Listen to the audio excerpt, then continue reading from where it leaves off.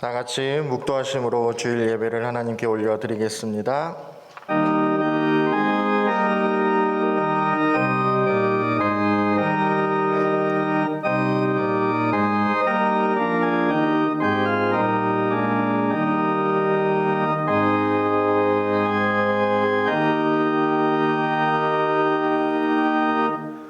기쁨으로 여호와를 섬기며 노래하면서 그의 앞에 나아갈지어다.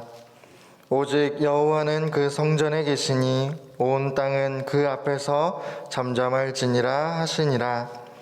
하나님은 영이시니 예배하는 자가 영과 진리로 예배할지니라. 아멘.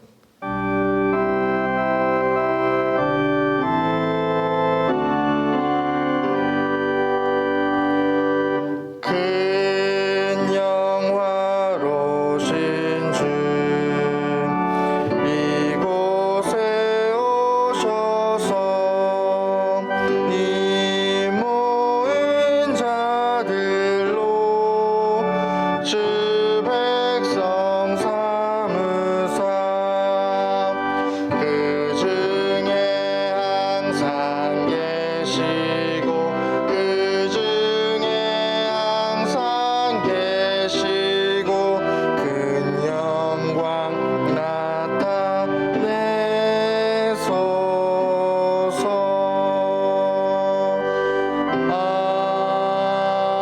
아멘. 너희 권능 있는 자들아 영광과 능력을 여호와께 돌리고 돌릴지어다.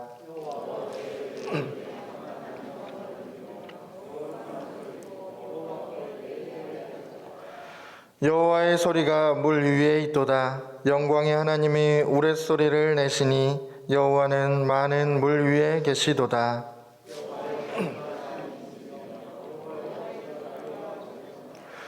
여호와의 소리가 백향목을 꺾으시며 여호와께서 레바논 백향목을 꺾어 부수시도다.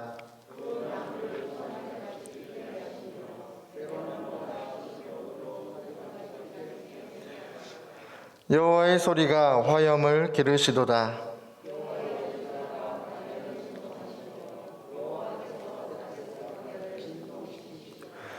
여호와의 소리가 암사슴을 낙태하게 하시고 삼림을 말갛게 벗기시니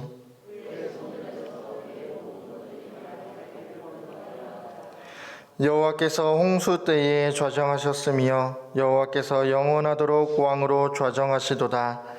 여호와께서 자기 백성에게 힘을 주시며 여호와께서 자기 백성에게 평강의 복을 주시리로다. 아멘. 나는 전능하신 아버지 하나님 천지의 창조주를 믿습니다. 나는 그의 유일하신 아들 우리 주 예수 그리스도를 믿습니다. 그는 성령으로 잉태되어 동정녀 마리아에게서 나시고 본디오 빌라도에게 고난을 받아 십자가에 못 박혀 죽으시고 장사된 지 사흘 만에 죽은 자 가운데서 다시 살아나셨으며 하늘에 오르시어 전능하신 아버지 하나님 우편에 앉아 계시다가 거기로부터 살아있는 자와 죽은 자를 심판하러 오십니다. 나는 성령을 믿으며 거룩한 공교회와 성도의 교제와 죄를 용서받는 것과 몸의 부활과 영생을 믿습니다. 아멘.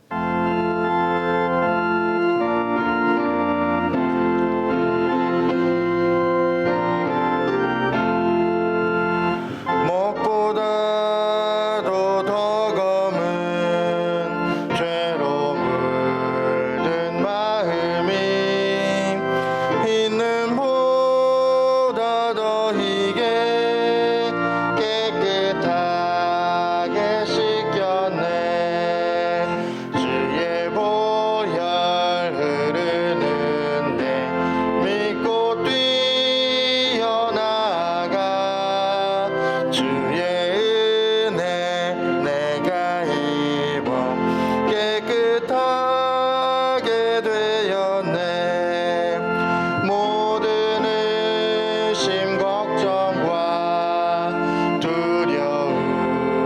슬픔이 사라져 슬픈 탄식 변하여 기쁜 찬송 되었네. 주의 보혈 흐르는데 믿고 뛰어나가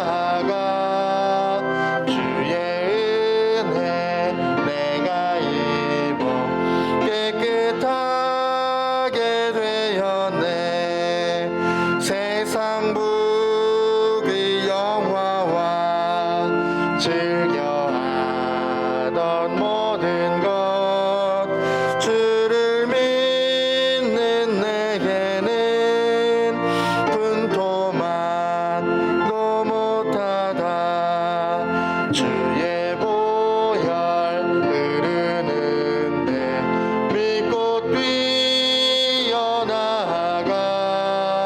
주의 은혜 내가 입어 깨끗하게 되었네. 나의 모든 보배는 저 천국에 쌓였네. 나의 평생 자랑은 주의 십자가로다.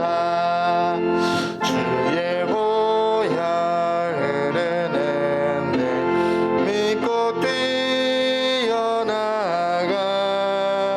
주의 은혜 내가 입어 깨끗하게 되었네. 이 시간 함께 나눌 말씀은 누가복음 8장입니다.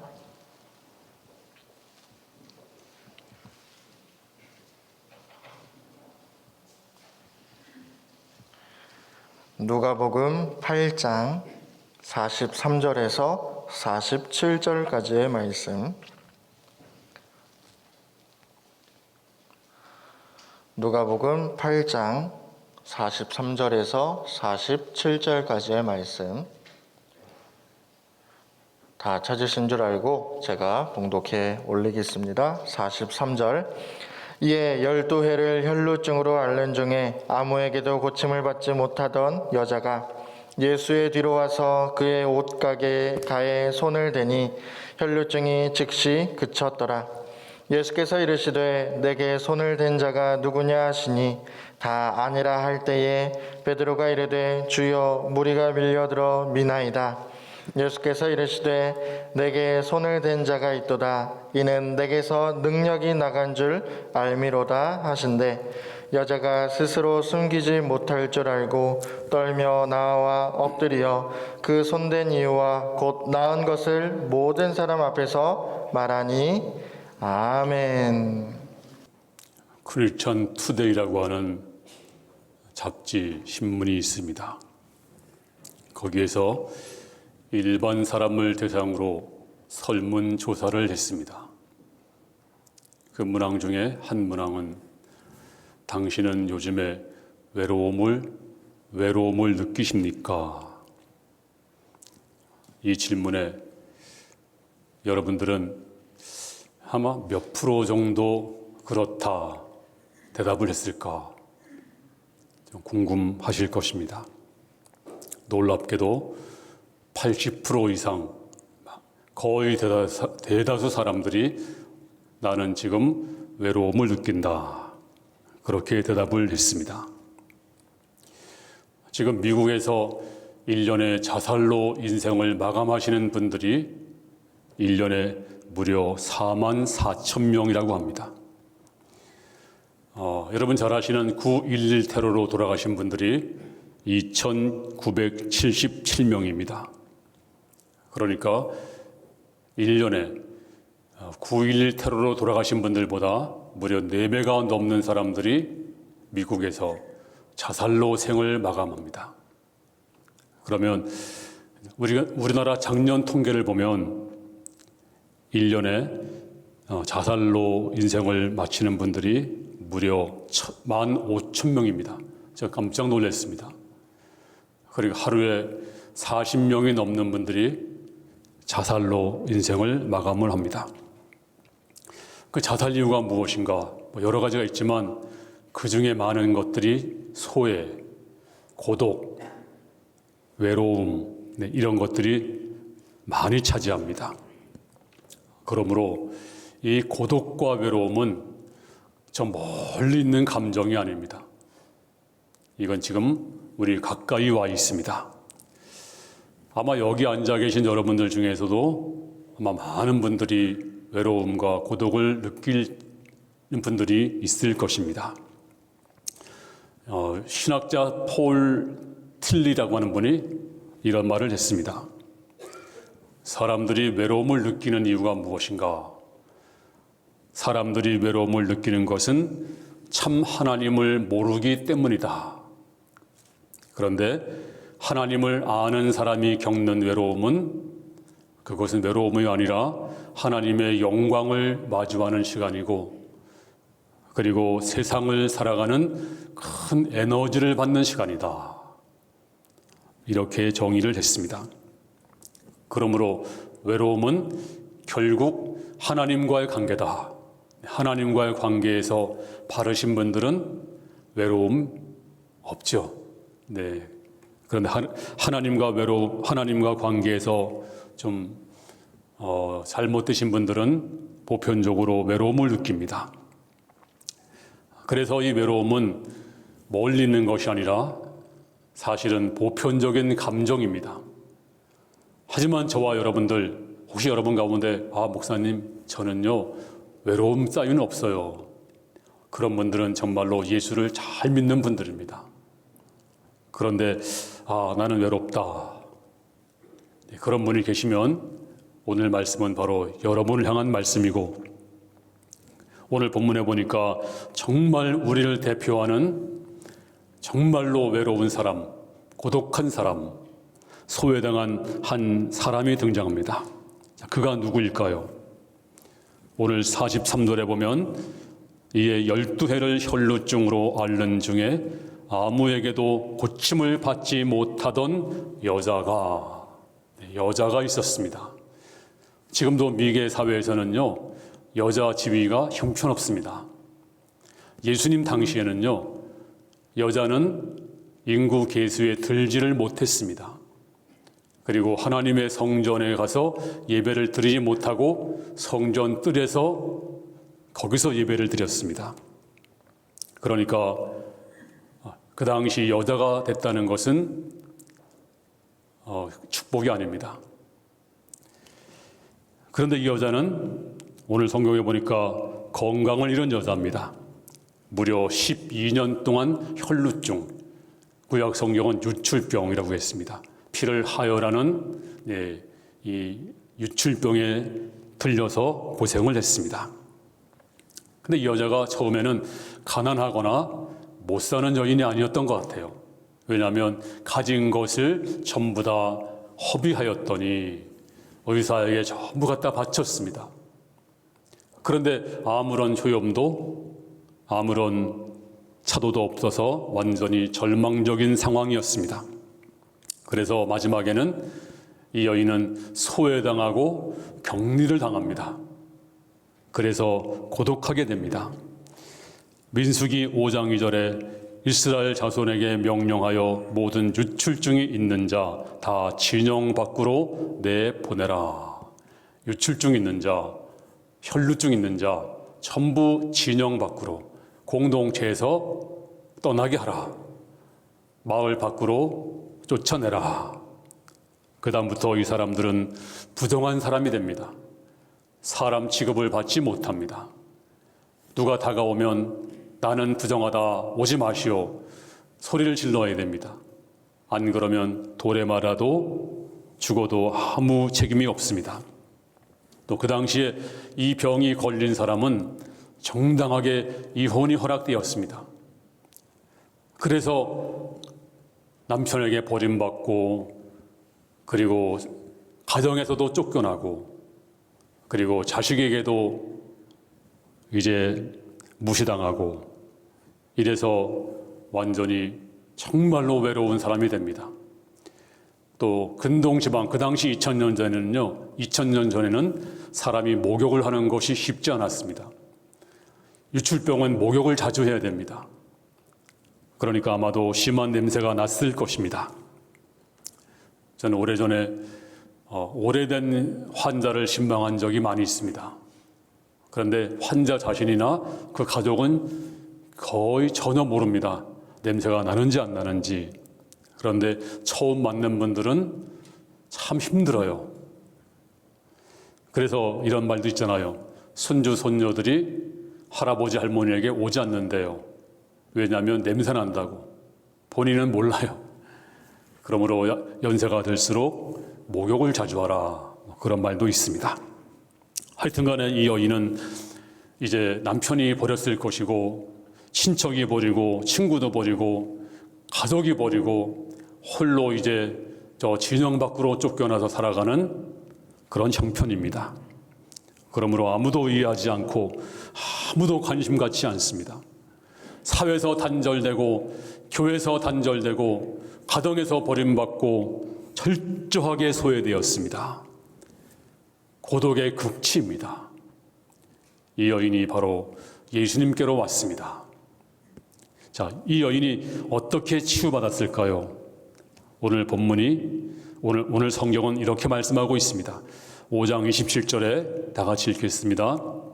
시작. 예수의 소문을 듣고 무리 가운데 끼어 뒤로 와서 그의 옷에 손을 대니. 예수의 소문을 듣고, 여기서 정말 중요한 동사 하나가 나와요. 뭘까요? 듣고라는 단어입니다. 먼저 이 여인은 들었습니다. 바로 예수님에 대해서, 바로 그때 예수님에 대해서 들었습니다. 들려오는 소문에 예수님은 죽은 자를 살렸다. 불치병도 고쳤다. 그리고 귀신도 내쫓았다. 그분이 메시아인지 모른다. 그런데 그분이 우리 마을로 오신단다. 우리 마을로 지나가신데 이 여인은 눈이 번쩍 뜨였습니다. 마지막 잎새 같은 최후의 희망, 마지막 희망이었습니다. 이 소식을 들었습니다. 자, 이 듣는 게 얼마나 중요한지 볼까요? 요한복음 5장 24절 말씀 시작. 내가 진실로 진실로 너희에게 이르노니 내 말을 듣고 또 나 보내신 이를 믿는 자는 영생을 얻었고 심판에 이르지 아니하나니 사망에서 생명으로 옮겼느니라. 잘 보세요. 여기서 영생을 얻는 비결이 뭔지 아세요?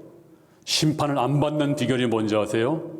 사망에서 생명으로 옮기는 첫 번째 스텝이 뭔지 아세요? 내 말을 듣고. 그렇습니다. 예수님 말씀을 들으면 영생이 임합니다. 들으면, 듣고 믿으면 심판받지 않습니다. 듣고 믿으면 사망에서 생명으로 옮깁니다. 가장 첫 번째 발걸음이 뭘까요? 듣는 것입니다. 들으면 삶이 바뀌고 운명이 바뀝니다. 이번 새생명 축제 119 긴급 전도는요, 바로 듣게 하는 것입니다. 사람들은 듣는 거 안 좋아합니다. 겉으로는 웃고 있습니다. 태연한 척합니다. 그리고 핍박을 할지 모릅니다. 또 여러분이 하는 말을 관심이 없어 할지 모릅니다. 겉으론 그래요. 근데 그의 영혼은 헐떡이고 있습니다. 그의 영혼은 집사님, 저를 살려주세요. 저 지옥 가요. 저에게 복음을 들려주세요. 장로님, 권사님, 저에게 복음을 들려주세요. 예수님을 들려주세요. 나 좀 건져주세요. 지금 그 영혼은 울부짖고 있어요. 근데 겉으로는 태연하죠. 겉으로는 핍박을 하죠. 겉으로는 모른 척하죠. 그런데 전도가 무엇입니까? 듣게 하는 것입니다. 예수님을 듣게 하는 것입니다. 오늘 혈루증 앓는 여인도 예수님에 대해서 들었으니 듣는 것이 바로 치료의 시작입니다. 듣는 것이 구원의 시작입니다. 그러므로 성경이 말씀하시기를 듣든지 안 듣든지 예수님을 말하라. 예수님을 듣게 하라. 듣도록 해야 됩니다. 들으면 변화됩니다. 제가 수요일 날인가요? 이런 얘기를 한번 했어요. 제가 한 1년 전부터 어깨가 아팠어요. 말은 못했지만 이상하게 아픈 게 하나 둘 자꾸 생겨요. 그래서 어깨를 잠자다가도 몇 번이나 깨이고 깊은 잠을 못 들고 어깨 아파서 운전하다가도 팔을 이렇게만 들어도 그냥 들 수가 없을 정도로 이 손이 올라가지도 않고 아주 엄청 아팠어요. 어깨가. 그래서 참다가 이제 그냥 쉬면 되겠지 했는데 점점 심해져서 큰 병원에, 어깨 전문 병원에 갔어요. 가서 MRI도 찍고 여러 가지 검사를 했더니 힘줄이 끊어지고 석회가 이렇게 끼고 근개 회전 이런 그 병이라고 하면서 이건 반드시 수술해야 된다는 거예요. 안 하면 큰일 난대요. 안 된다는 거예요. 수술 날짜를 잡으라고. 이제 그래서 고민이 됐어요. 이 수술하게 되면 또 이게 뭡니까? 아주 굉장히 이제 안 좋게 한 달 몇 달을 견뎌야 될 텐데 어쩌나 걱정이 많이 됐습니다. 그러다가 어느 목사님이 전화가 왔어요. 목사님, 나도 목사님과 똑같이 그랬는데 어느 정형외과 갔더니 그분이 치료 몇 번 받고 나서 지금은 깨끗해요. 가보세요 하더라고. 눈이 번쩍 띄었어요. 듣고. 가서 치료 몇 번 받았어요. 한 3번 받았나요? 갑자기 통증이 다 사라지고 완전히 났어요. 완전히. 지금은 막 올라갑니다. 이렇게 옛날에 이게 안 올라갔었거든요. 너무 신기하더라고요. 그래서 제가 설교 시간에 이제 어떤 얘기 끝에 그런 얘기를 했어요. 그랬더니 제가 이제 또 치료를 받으러 갔더니 거기서 목사님 그래. 우리 교인이야. 어떻게 왔어요? 목사님 설교 듣고 왔죠. 그래서 제가 가만히 생각해 봤어요. 내가 왜 그랬지? 내가 그 원장님한테 커피 한 잔 얻어먹은 것 없어요. 부탁받은 것도 없어요. 대화도 안 나눠봤어요. 마스크 썼는데 뭔 대화를 해요. 얼굴도 못 봤어요. 근데 내가 왜 그랬을까? 이게 바로 전도구나. 이게 전도구나. 여러분, 전도는 듣게 하는 것입니다. 들으면 되는 것입니다. 세상의 어떤 사건도 들으면 되는데 우리 이 영적인 사건, 능력의 사건 들으면 성경이 말하기를 그러므로 믿음은 들음에서 나며 들음은 그리스도의 말씀으로 말미암느니라. 이번 119 새생명 축제는 듣게 하는 것입니다. 듣기 싫어해도 듣든지 안 듣든지 예수님을 말하세요. 능력이 나타날 줄로 믿습니다. 치료가 나타날 줄로 믿습니다. 은혜가 나타날 줄로 믿습니다. 들으면 믿게 됩니다. 들으면 살게 됩니다. 전도는 말하는 것입니다. 전도는 듣게 하는 것입니다. 우리 모두가 나는 그냥 지나갈래. 우리는 말끝마다 내가 믿는 예수님, 내가 다니는 교회, 내가 지금 내 안에 계신 예수님을 자꾸 말해야 돼요. 입을 다물고 선행을 1000년 만년해도 그 사람은 변화되지 않습니다. 말을 해야 됩니다. 말로 전도되는 것입니다. 말의 능력이 있습니다. 이 여인은 들었습니다. 들은 다음에 이제 주님을 만나기로 결심했습니다. 이래서 주님을 만나러 갔습니다. 자, 오늘 본문 42절 말씀 시작. 예수께서 가실 때 무리가 밀려들더라. 여기서 예수님이 가실 때라고 했습니다. 지금 예수님이 어디를 가시고 있나요? 이 여인하고는 아무 상관이 없습니다. 예수님이 가시는 목적이 있습니다. 예수님이 가시는 목적이 무엇일까요? 바로 오늘 본문 전후 구절에 있습니다. 회당장 야이로가 예수님에게 내 딸을 고쳐달라고 간청을 했어요. 지금 예수님이 그 딸을 고쳐주러 갑니다. 이제 이 여인은 아무도 알아주지 않는 격가지에 불과합니다. 하지만 이 여인은 너무나 절박했습니다. 지금 사람들로 인해서 인산인해입니다. 나는 이대로 물러날 수 없다. 나는 예수님을 만나야 돼. 나 예수님 못 만나면 끝장이야. 이 연약한 여자가 병든 몸으로 장병들이 가득한 군중을 뚫기 시작합니다. 이 여인은 하지만 나는 가야만 한다. 발표 죽더라도 가야 돼. 나는 예수님을 만나야 돼. 그는 길을 쓰고 목숨 걸고 군중을 뚫고 주님 앞으로 왔습니다. 하지만 주 앞에 왔지만 어떤 할 말이 없었어요. 어떤 청원도 어떤 간청도 드릴 수가 없었어요. 왜냐하면 남에게 알릴 수 없는 부끄러운 병이기 때문에 어떤 말도 할 수가 없었습니다. 다른 사람들은 잘도 소리를 질렀잖아요. 장님도 소리를 지르고, 가난한 여인도 내 딸을 불쌍히 여겨주세요 소리를 지르고, 나병 환자도 소리를 지르고, 하지만 이 여인은 어떤 청원도 어떤 말도 할 수가 없었습니다. 그래서 오늘 마가복음 5장 28절에 시작. 이는 내가 그의 옷에만 손을 대어도 구원을 받으리라 생각함이려라. 주님, 나는 부끄러운 병입니다. 나는 나설 수 없는 거 아시잖아요. 내가 숨겨야 되는 병인 줄 아시잖아요. 주님, 내가 어떤 말도 할 수 없는 거 아시지요? 그러므로 내가 손만 댈게요. 손만 대어도 구원을 받으리라 생각함이려라. 주님, 손만 대도 나을 줄로 믿습니다. 제가 손만 댈게요. 제가 어떻게 말할 수 있습니까? 어떻게 제가 나설 수가 있습니까? 어떻게 밝힐 수가 있습니까? 제가 밝히면 주님 안 됩니다. 내가 이 병을 가지고 있는데 부정한 사람인데 여기 있는 거 알게 되면 안 됩니다. 주님, 제가 손만 댈게요. 그리고 손을 대었더니 이게 웬일입니까? 이제 그가 온몸으로 흐르던 혈류가 마른 것을 느꼈습니다. 온몸으로 피가 멎고 그리고 깨끗이 나은 것을 온몸으로 느꼈습니다. 그때 주께서 말씀하십니다. 오늘 본문 46절 시작. 예수께서 이르시되 내게 손을 댄 자가 있도다. 이는 내게서 능력이 나간 줄을 알미도다 하신대. 주께서 말씀했습니다. 누가 내게 손을 대었느냐? 내게 손을 댄 자가 있도다. 누가 손을 대었는가? 이제 이 여인의 아픔이 예수님의 마음속으로 전달되었습니다. 이때 주님께서는 능력이 나갔습니다. 그래서 누가 내 옷에 손을 대었는가? 그 안타까운 주님의 그 여인의 심정이, 안타까운 그 여인의 아픔이 예수님 마음속으로 전달된 것입니다.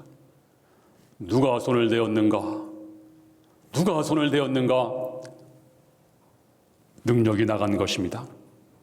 그때 베드로가 예수님, 지금 수만 명이 밀고 당기고 스치고 하는데 지금 여러 사람들이 손을 댔을 텐데 신경 쓰지 마세요. 별거 아닙니다. 대수롭지 않습니다. 예수님, 지금 그 신경 쓸 필요 없어요. 사람들이 이렇게 많은데, 밀고 밀리는데, 수많은 사람이 스치고 만지고 지나갔는데, 하지만 예수님은 어쩌다가 스친 사람을 찾는 것이 아닙니다. 내가 그 옷에만 손을 대어도 구원을 받으리라. 오직 믿음으로 경건하게 절박한 심정으로 사모하는 마음으로 오직 그 한 사람, 오직 그 한 여인을 찾으신 것입니다. 어쩌다가 스친 사람을 찾은 것이 아닙니다. 오직 믿음으로 오늘이 마지막이다. 오늘 놓치면 나는 끝장이야. 절박하게 믿음으로 만진 그 여인, 그 한 사람을 찾으신 것입니다. 이제 47절 마지막에 뭐라고 말씀했어요? 자, 이 여인이 이렇게 고백하고 있어요. 시작. 여자가 스스로 숨기지 못할 줄 알고 떨며 나와 엎드려 그 손댄 이유와 곧 나은 것을 모든 사람 앞에서 말하니. 자, 이 여인이 고침받았어요. 갑자기 혈류가 마르는 걸 느꼈습니다. 온몸으로 느꼈습니다. 그리고 엎드려 주님, 접니다. 제가 만졌습니다. 제가 만졌어요. 여러분, 그날 예수님의 옷자락에 무슨 신비한 능력이 있어서 고침받은 것이 아닙니다. 그날 예수님의 옷자락을 만진 사람은 수십 명, 수백 명이었을 것입니다. 하지만 아무 일도 없었습니다. 오직 유일하게 한 여인만 고침을 받았습니다. 이 여인은 하나님, 나는 부끄러운 병입니다. 손만 댈게요. 이렇게 돌아갈 수는 없어요. 정말 두렵고 떨림으로 경건하게 믿음으로 손을 대었습니다. 정말로 신뢰와 믿음으로 다는 다른 길이 없습니다. 나 안 고쳐주시면 이제는 끝장입니다. 절박한 심정으로 그렇게 손을 대었습니다. 그렇습니다. 그날도 수많은 사람들이 스쳐갔을 것입니다. 하지만 아무 일이 없습니다. 마찬가지로 오늘도 수많은 사람들이 예배를 드립니다. 그런데 어떻게 예배를 드리십니까? 옛날 군중들처럼 그냥 밀려왔다가 밀려가시면 그 사람은 아무 일도 없을 것입니다. 하지만 이 여인처럼 주님, 오늘 마지막입니다. 나 고침받지 못하면 나는 끝장입니다. 주님 고쳐주세요. 이렇게 예배드리는 사람에게는 주의 은혜가 넘칠 줄로 믿습니다. 오늘도 많은 분들이 기도를 드립니다. 근데 어떻게 기도하십니까? 그날 군중들처럼 중언 부언 기도하면 아무 응답이 없습니다. 그런데 여인처럼 경건하게 오직 믿음으로 주님 아시잖아요. 내 병을 내가 손만 댈게요. 이렇게 기도하는 사람을 주께서 응답할 줄로 믿습니다. 오늘도 많은 분들이 찬송을 부릅니다. 그런데 어떻게 부르십니까? 떠밀려가는 군중처럼 부르신다면 아무런 능력이 없습니다. 그런데 하나님, 내 찬양을 받으시옵소서. 주님, 내가 영광을 주 앞에 올립니다. 이런 찬양을 주께서 받을 줄로 믿습니다. 오늘도 말씀을 듣습니다. 지금도 말씀을 정말 경청하는 분들이 많이 계세요. 다 그런 건 아니에요. 다른 분들은 땅을 보고 계시고 딴 생각도 하시고 그래요. 설교는 눈이 안 맞으시면 절대 안 들리는 게 설교입니다. 다 듣는 건 아니에요. 중요한 건 이것입니다. 정말로 여러분 중요하게 말씀을 들으십니까? 군중을처럼 그냥 군중 심리로 들으면 아무 의미가 없습니다. 주님, 내게 말씀하세요. 그 말씀은 내 것입니다. 그 말씀은 내가 내 말로 받겠습니다. 주여, 내게 말씀해 주세요. 그런 분에게는 놀라운 능력이 나타날 줄로 믿습니다. 자, 오늘 놀라운 주의 말씀을 들어보십시오. 자, 48절 말씀 시작. 예수께서 이르시되 따라 내 믿음이 너를 구원하였으니 평안히 가라 하시더라. 오늘 저는 이 말씀을 설교 준비하면서 한 1000번 아니더라도 몇백 번은 제가 읽었습니다. 너무너무 은혜가 되는 거예요. 따라. 그래서 이 따라라는 말씀이 다른 성경에도 있는가 살펴봤더니 예수님이 단 한 번 말씀하신 것입니다. 한 여인에게 2번 말씀한 적이 없어요. 다른 사람에게는 그냥 여인아 그리고 이름을 부르시든가 했는데 오늘 따라 안심하라 평안히 가라. 원어에 보니까 디가테르란 말인데 딱 한 번 등장하는 말입니다. 한 번도 그 누구에게도 예수님이 따라라고 부른 적이 없습니다. 그런데 지금 이 여자는요, 무려 12년간 혈루증이 있었습니다. 혈루증은 어린 나이에 오는 게 아니에요. 장성에서 오는 것입니다. 근데 12년간 알았으니 나이도 상당히 들었을 것입니다. 예수님은 지금 30세 초반입니다. 어떻게 따라라고 부를 수 있겠어요? 그런데 따라라고 불렀습니다. 여기서 우리는 하나님 아버지의 권위를 소유한 영적인 신성을 볼 수가 있습니다. 이 따라라고 부르는 것은 정말 사랑하고 사랑하는 아름다운 딸에게 부르는 다정다감한 호칭이 따라입니다. 정말 사랑하고 정말 눈에 넣어도 아프지 않고 온 마음을 다해 사랑하는 딸에게 따라 부를 때 그 호칭이 바로 디가테르란 그런 말입니다. 오늘 우리 주님은 그 여인을 바라보시면서 따라 안심하라 평안히 가라 내 믿음이 너를 구원하였으니 평안히 가라 하시더라. 모든 사람에게 버림받고 모든 사람에게 격리당하고 냄새난다고 멀리하고 모든 사람에게 무관심한 외로움과 고독 속에 살고 있었던 이 여인을 향해서 딸아, 내 믿음이 너를 구원했으니 평안히 가라. 이 말씀이 무슨 뜻일까요? 딸아, 이제부터는 내가 사람답게 살아라. 딸아, 지금부터는 내가 평안히 살아야. 누구에게 놀림받지 말고, 이제부터 따돌림 당하지 말고, 이제부터 외롭지 말고, 이제부터 가슴앓이 하지 말고, 이제부터 고독하지 말고, 딸아, 내 믿음이 너를 구원했으니 평안히 가라. 평안히 살아라. 내가 얼마나 많은 날들을 고통하며 고생하면서 살아왔는지 내가 아느니라. 네가 얼마나 많은 날들을 고독하게 살았는지 내가 아느니라. 네가 얼마나 많은 날들을 따돌림 당했는지 내가 아느니라. 이제부터는 두려워하지 마라. 이제부터는 사람답게 살고 고독하지 말고 웃으면서 살아라. 사랑하는 딸아, 내가 너를 사랑한다. 네가 말이야, 지금까지 내가 지은 죄가 많지, 죄 때문에 내가 이런 벌 받은 거야. 아니야. 네가 바로 이렇게 된 것은 하나님의 영광 때문이고 하나님이 하시고자 하는 일을 나타내기 위해서 그런 것이니 더 이상 죄책에 매이지 말고 벗어나거라. 딸아, 평안히 가라. 딸아, 암흑에서 벗어나거라. 시편 8편 4절에 사람이 무엇이기에 주께서 그를 생각하시며 인자가 무엇이기에 주께서 그를 돌아보시나이까. 아마 이 여인은 내가 무엇이기에, 내가 누군데 주님 이런 사랑을 베푸십니까? 아마도 감격했을 것입니다. 사랑합니다 주님, 너무나 사랑해서 훗날 교회사에 보니까 이 여인의 이름이 나와요. 바로 베로니카라고 하는 여인입니다. 이 여인이 이제 교회사의 한 페이지에 보니까 이렇게 나와 있어요. 예수님이 십자가 질 때 쓰러져서 또 쓰러지고 또 쓰러질 때 달려가서 예수님의 핏방울을 닦아주셨다. 그리고 주님이 십자가 지시고 돌아가신 다음에 자기 집 앞에다가 기념비를 세워놓고 오고 가는 사람들에게 평생토록 복음을 전하다가 죽었다. 이렇게 기록하고 있습니다. 주님 사랑합니다. 내가 무엇이기에, 내가 누군데 이런 사랑을 베푸십니까? 내가 누군데 더 이상 죄책감에 매이지 마라. 더 이상 외로움에 매이지 마라. 딸아, 평안히 가라.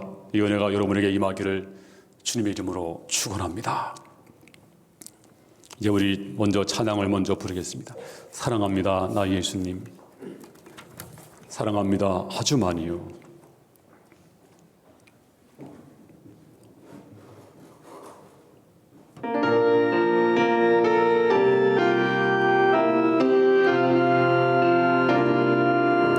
사랑합니다 나의 예수님, 사랑합니다 아주 많이요. 사랑합니다 나의 예수님,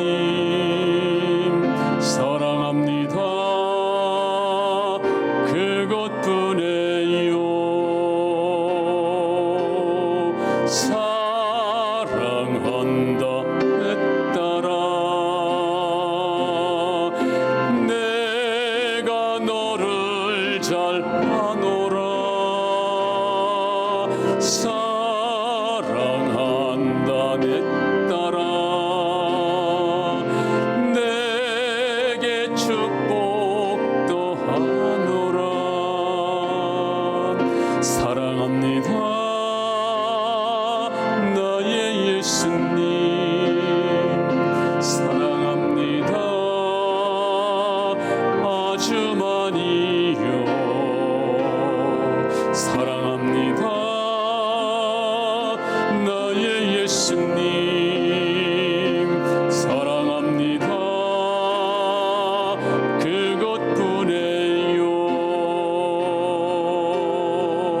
사랑한다 내 딸아, 내가 너를 잘 아노라.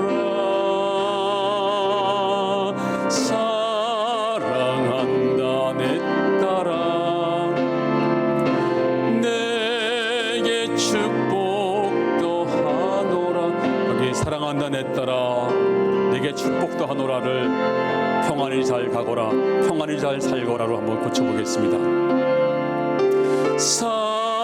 사랑한다 내 딸아, 평안히 잘 가거라, 잘 살거라. 사랑한다 내 딸아, 평안히 잘 살거라. 다 같이 우리 기도하겠습니다. 하나님이 없는 삶은 외로움과 고독이었습니다. 이 여인처럼 주 앞에 나와 주님 아시지요? 내 마음을 주님 없이는 못 삽니다. 주님 사랑합니다. 아주 많이 사랑합니다. 주여, 주님이 나의 전부입니다. 근데 세상 사랑했던 용서해 주시고 이제 주님이 주시는 은혜로 살게 하여 주시옵소서. 사랑하는 딸아, 평안히 가라. 내 믿음이 너를 구원하였느니라. 이 음성을 듣게 하여 주옵소서.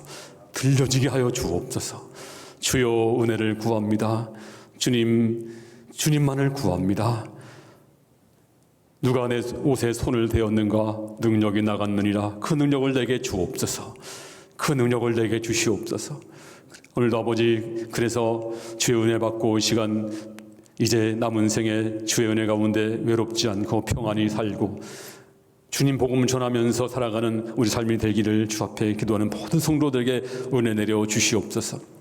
다 같이 우리 통성으로 간절한 마음으로 기도하겠습니다. 아버지 하나님, 감사합니다. 주여, 여인처럼 주 앞에 간구하오니 응답하여 주옵소서. 아버지, 믿음으로 나왔습니다. 손만 댈게요. 손만 대도 나올 줄로 믿습니다. 주님이 나의 전부입니다. 그동안 외로웠습니다. 그동안 고독했습니다. 주님 없는 삶은 그렇게 살았습니다. 하지만 주여 나와서 주의 옷장을 만지오니 우리를 고쳐주시고 인도하여 주실 줄로 믿습니다. 거룩하신 주님이시여 임재하여 주옵소서. 주님 역사하여 주시옵소서. 아버지, 주여 함께할 줄로 믿습니다. 주 은혜가 넘칠 줄로 믿사오니 은혜 내려 주시옵소서. 축복하여 주시옵시고 성령 충만 은혜 충만 베풀어 주시옵시고 사랑하는 딸아, 평안히 가라. 내 믿음이 너를 구원하였느니라. 음성이 들려지게 하여 주시옵소서. 아버지 하나님이여 감사합니다. 주님 역사하여 주시옵시고 아버지 인도하여 주시옵소서. 인자가 무엇이건데 이렇게 나를 사랑하시며 기억하시며 은혜를 베풀어 주시나이까. 이 은혜가 가득한 성도 되게 해주시기를 간절히 기도드리옵나이다. 아버지께 모든 것을 맡기며 감사드리며 예수님 이름으로 기도하옵나이다. 아멘. 교회 소식을 알려드리겠습니다.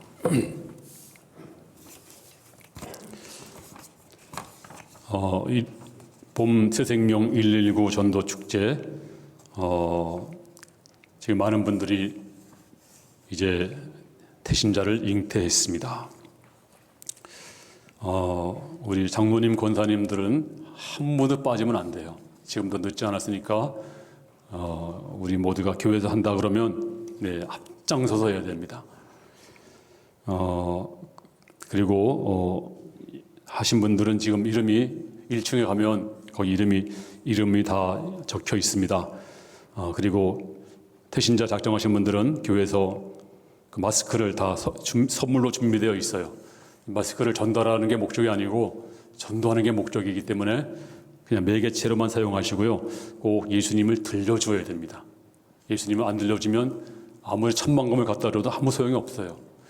예수님을 안 들려주고 아무리 여러분들이 선행을 해도 천만년 선행을 해도 예수님을 안 들려주면 소용없어요. 불신자도 다 해요, 그거는. 그러니까 그렇기 때문에 우리는 복음을 항상 전할 수 있기를 바랍니다. 그리고 또 우리 목장 예배 열심히 나오시고 또 코로나 종식을 위한 자율 기도에도 우리가 시간마다 나와서 기도하시기 바랍니다. 지금 매주마다 살얼음판, 매주마다 지금 오늘도 700명, 800명 언제 터질지 모르고 정말 아슬아슬하게 지금 우리는 하루하루를 견디고 있는데 기도 없이는 우리가 나갈 수가 없습니다. 네, 기도로 승리할 수 있기를 바랍니다. 또 우리 송보성 권사님이 신모 천국 환송 감사로 떡을 드렸습니다. 감사드리고 위로해 주시기 바랍니다. 그리고 우리 화면을 또 잘 고쳤어요. 우리 뒤에 화면이 밝아졌죠. 원래 이거는 이제 전문가에게 맡겨가지고 이 담화를 교체하는데, 담화가 아니고 담화를 뭐라고 그러나요? 담화를 뭐라고 하는데 한국말로? 전구라고 그러죠. 전구. 근데 전구를 교체하는데 한 200~300만 원 들어요. 와서 4개 다 고치는데. 근데 우리 집사님이 그냥 사서 그냥 끼우면 되는 걸 몰랐어요. 우리는 그냥 인터넷에서 구입해서 사면 되는데 그러면 얼마 안 들어가요. 그래서 잘 고쳐주셔서 감사드리고, 또 여러분이 보신 것처럼 우리 교회 앞에 이제 복개 공사가 시작될 것 같아요. 아마 내년쯤 아마 될 것 같아요. 근데 우리 교회는 정말 좋은 점이 있고 또 안 좋은 점도 있어요. 정말 좋은 점은 우리 교회가 명소가 된다는 거예요. 우리 교회 중심으로 이제 앞으로 사람들이 많이 올 것 같아요. 청계천처럼 되게 되면 사람들이 얼마나 좋아하고 얼마나 많이 오겠어요. 환경도 좋아지고, 그래서 우리 교회의 가치가 높아지고 아주 굉장히 여러분도 교회 오면 쉬러 오는 거가 되겠죠. 소풍 오는 거가 되겠죠. 우리 교회 앞에 이렇게 좋은 환경이 있으니까 교회 올 때마다 소풍 오는 기분으로 오게 되고 명소가 됩니다. 근데 조금 안 좋은 점은 주차장이 문제가 돼서, 그래서 고민이 많이 돼서 제가 구청장님하고 여러 번 만나고 또 관계자들하고도 또 국회의원도 만나고 그래서 부탁을 여러 번 했어요. 근데 참 어려웠어요. 근데 결국은 설득이 됐어요. 원래 이제 이 복귀하게 되면 주변에 여러 가지 조형물들을 많이 세우게 된대요. 원래 뭐 여러 가지 쉼터도 만들고 뭐 정자도 만들고 또 뭐 자전거 길도 만들고 뭐 그러잖아요. 사람들이 편리시설 만들잖아요. 그래서 우리 교회 앞에는 성도가 많이 오니까 그런 거 절대 하지 말고 주차장을 좀 만들어 달라고. 그래서 우리 교회를 중심으로 좌우로 주차장을 해주기로. 그래서 한시름 났어요. 물론 확실하게 이제 돼봐야 알겠지만 약속은 했으니까 전 되리라 믿고, 아직까지는 유동적이지만 약속은 했습니다. 그래서 우리가 각 예배 시간마다 한 20대 정도가 20대나 30대 정도를 주차장에 세우거든요. 그러면 우리 교회 앞으로 양쪽으로 20대 이상 하면 거의 뭐 해결될 것 같기도 하고, 좀 부족하긴 부족하지만 그래도 해결이 잘 돼서 감사드리고요. 하여튼간에 우리 교회는 축복입니다. 우리 교회가 명소가 된다는 사실이 너무나 감사하고, 정말 하나님의 은혜가 얼마나 큰지 몰라요. 옛날에 어떤 우리 나중에 이제 제가 이제 그 간증을 다 하겠습니다만 뭐 하나하나가 다 축복이에요. 정말 하나님께서 어떻게 아시고 다 준비해서 우리 교회가 오늘까지 이렇게 복을 받게 됐다. 너무나 감사드립니다. 이제 또 이 코로나 시기에 우리 교회처럼 코로나를 잘 적응한 교회가 없어요. 작은 교회는 작은 교회대로 타격을 많이 받고, 큰 교회는 큰 교회대로 많이 못 들어가니까 타격을 많이 받고, 근데 우리 교회는 정말 지혜롭게 그래도 예배를 잘 드렸습니다. 앞으로도 잘 드려서 우리 교회가 정말 사람들이 깜짝 놀래요. 가장 중요한 게 이 코로나로 인해서 다른 교회들은 뭐 절반이 헌금에 줄어들었다 뭐 막 그런 얘기 많이 듣잖아요. 네, 우리 교회는 그런 일이 없었습니다. 우리 교회는 변함이 거의 없었습니다. 그게 얼마나 감사합니까? 그리고 또 올해도 마찬가지고 이런 가운데도 전도도 하고, 네, 이것이 바로 교회다 믿고 자부심을 가지고 살아가는 성도들 될 수 있기를 바랍니다. 이제 다 같이 기립하셔서 축복하겠습니다.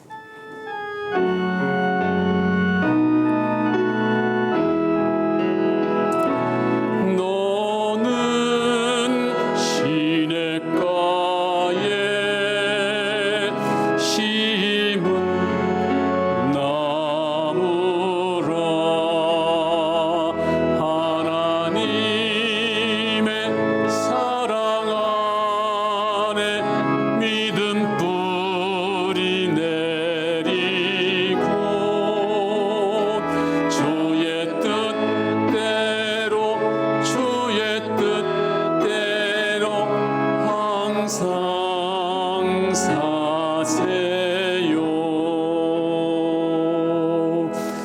아버지, 주 앞에 나와 예물 드리고 영광 돌린 성도들 기억하소서. 이 어려운 와중에도 사업하고 그리고 직장에서 일하고 여러 가지 모양으로 일하시는 우리 성도들 가정과 저의 생업 위에 하나님의 한없는 복을 베푸시옵소서. 축복합니다. 감사드리며 주 예수님의 은혜와 아버지의 사랑과 성령님 감동 감화 충만 교통하심이 주의 백성들 머리 위에 충만 임할지어다. 아멘.